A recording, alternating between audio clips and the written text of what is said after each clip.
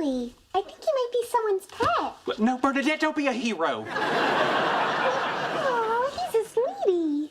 Yes, it's very sweet. Now, slowly and carefully, flush him down the toilet. Sheldon, the only way to get past this fear is to interact with it, just like you did with the mailman. Every year, tens of people around the world are killed by birds. I'm not going to be another statistic. Look how sweet he is. Come over and say hi. Come on. You can do it. Don't be scared.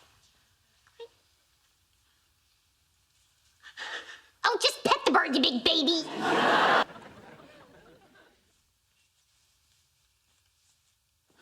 I did it.